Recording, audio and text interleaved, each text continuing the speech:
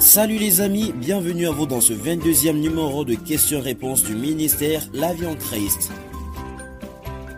Est-ce que les chrétiens doivent fêter Noël? Telle est la question que j'ai reçue cette semaine et elle fera l'objet de notre réflexion. Je penserais bien que c'est une question vraiment pertinente selon cette période. Mais juste un rappel, nous vous prions de nous soutenir en vous abonnant si vous ne l'aviez pas encore fait. Aimez, commentez, partagez la vidéo avec d'autres personnes. Surtout, regardez la vidéo jusqu'à la fin. Merci d'avoir compris que le Seigneur vous comble de sa grâce. Amen.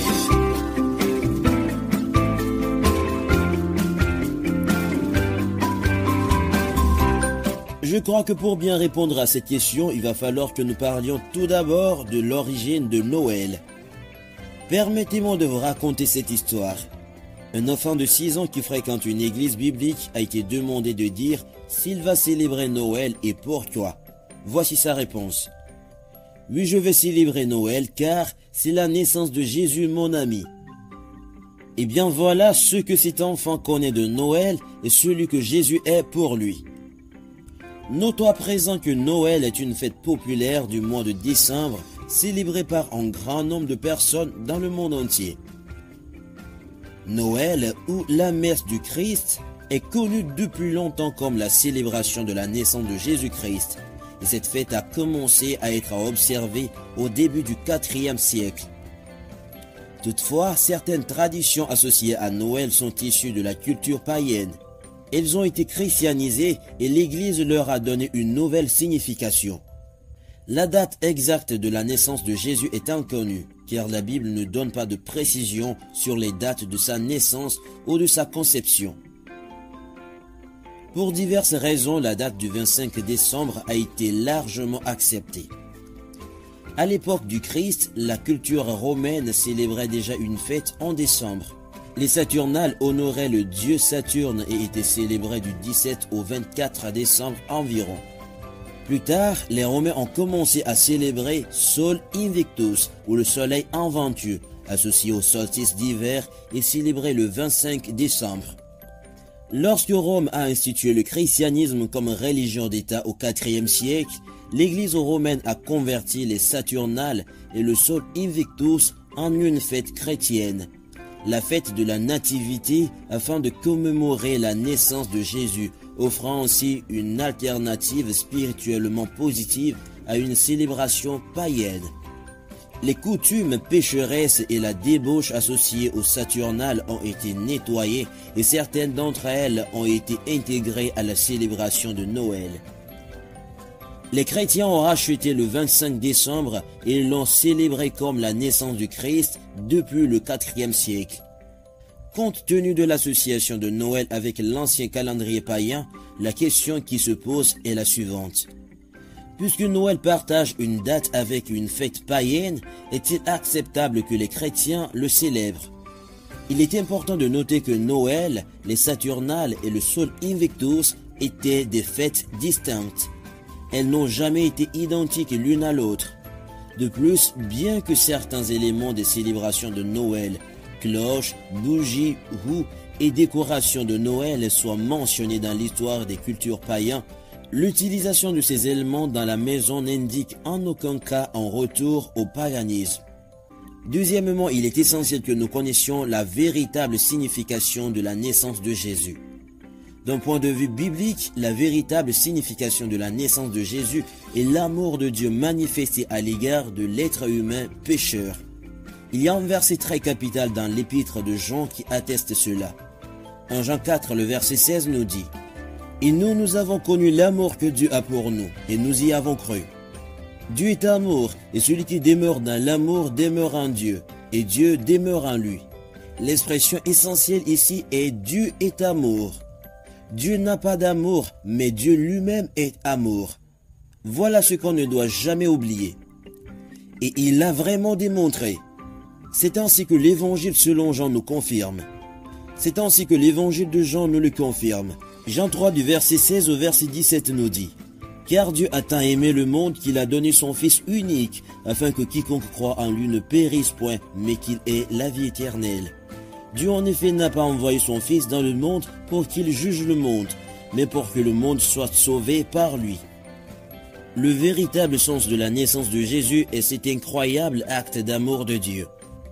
La véritable histoire de la naissance de Jésus est celle de la transformation de Dieu en être humain à la personne de Jésus-Christ. Pourquoi Dieu a-t-il fait une telle chose? Parce qu'il nous aime. Pourquoi la naissance de Jésus était-il nécessaire? Parce que nous avions besoin d'un sauveur. Pourquoi Dieu nous aime-t-il tant? Parce qu'il est l'amour même. Dans Jean 4, le verset 8, la Bible dit « Celui qui n'aime pas n'a pas connu Dieu, car Dieu est amour. » Pourquoi célébrons-nous la naissance de Jésus chaque année?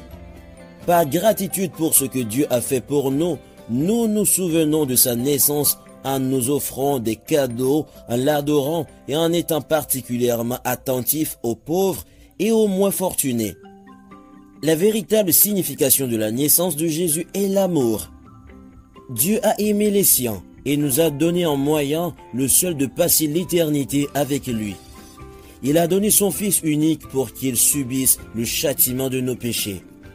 Il a payé le prix fort et nous sommes libérés de la condamnation lorsque nous acceptons ce don gratuit d'amour.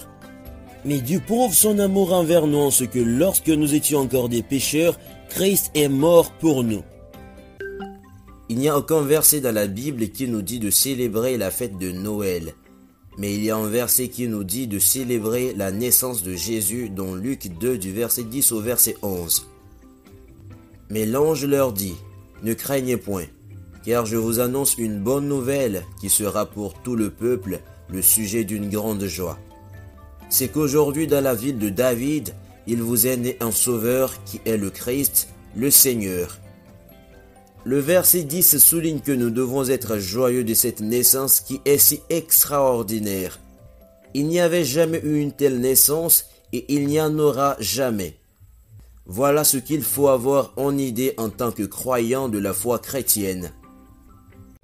Cependant, la question reste à savoir si les chrétiens doivent fêter Noël. Le débat sur la question de savoir si les chrétiens doivent ou non célébrer Noël fait rage depuis des siècles.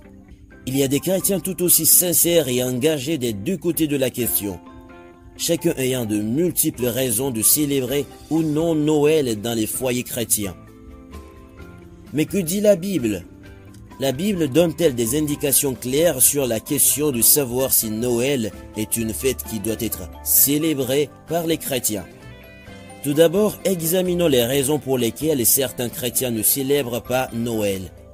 L'un des arguments contre Noël est que les traditions qui entourent cette fête trouvent leur origine dans le paganisme.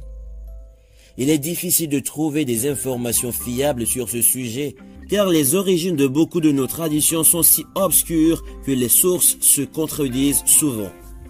Les cloches, les bougies, les roues et les décorations des fêtes de fin d'année sont mentionnées dans l'histoire des cultes païens. Mais l'utilisation de ces éléments dans un foyer n'indique certainement pas un retour au paganisme. Si certaines traditions ont des racines païennes, d'autres sont associées au véritable sens de Noël, à savoir la naissance du Sauveur à Bethléem. On joue des cloches pour annoncer la joyeuse nouvelle, on allume des bougies pour nous rappeler que le Christ est la lumière du monde, selon Jean 1 du verset 4 au verset 9. Et nous lisons: en elle était la vie, et la vie était la lumière des hommes. La lumière lut dans les ténèbres, et les ténèbres ne l'ont point reçue. Il y eut un homme envoyé de Dieu, son nom était Jean. Il vint pour servir de témoin, pour rendre témoignage à la lumière, afin que tous crussent par lui. Il n'était pas la lumière, mais il parut pour rendre témoignage à la lumière. Cette lumière était la véritable lumière, qui en venant dans le monde éclaire tout homme. On place une étoile au sommet de l'arbre de Noël pour rappeler l'étoile de Bethléem. Et on échange des cadeaux pour nous rappeler les cadeaux des mages à Jésus, le plus grand don de Dieu à l'humanité.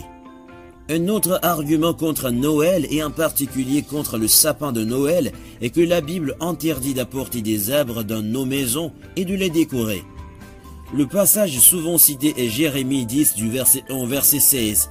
Mais ce passage fait référence à l'abattage d'arbres, au ciselage du bois pour en faire une idole, puis à la décoration de l'idole avec de l'argent et de l'or dans le but de se prosterner devant elle pour l'adorer. Voir aussi Ésaïe 44 du verset 9 au verset 18. Le passage de Jérémie ne peut être sorti de son contexte et utilisé comme argument légitime contre les arbres de Noël.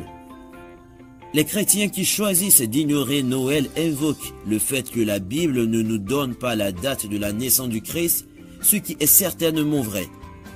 Le 25 décembre n'est peut-être même pas proche de la date de naissance de Jésus.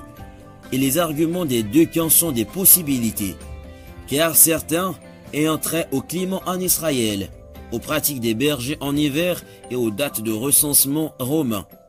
Aucun de ces points n'est exempt d'une certaine quantité de conjectures, ce qui nous ramène au fait que la Bible ne nous dit quand Jésus est né.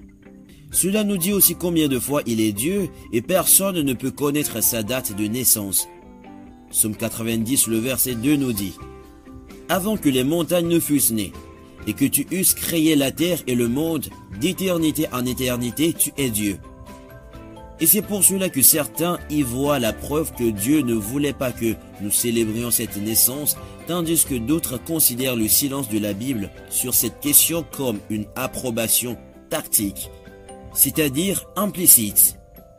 Certains chrétiens disent que puisque le monde célèbre Noël, bien qu'il soit de plus en plus politiquement correct de l'appeler les fêtes, les chrétiens devraient l'éviter.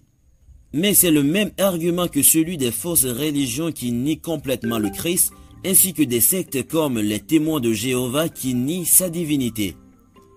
Les chrétiens qui célèbrent Noël voient souvent dans cette fête l'occasion de proclamer le Christ comme la raison de la saison parmi les nations et auprès de ceux qui sont prisonniers des fausses religions. Comme nous l'avons vu, il n'y a aucune raison scripturaire légitime de ne pas célébrer Noël. En même temps, il n'y a pas non plus de mandat biblique pour le célébrer.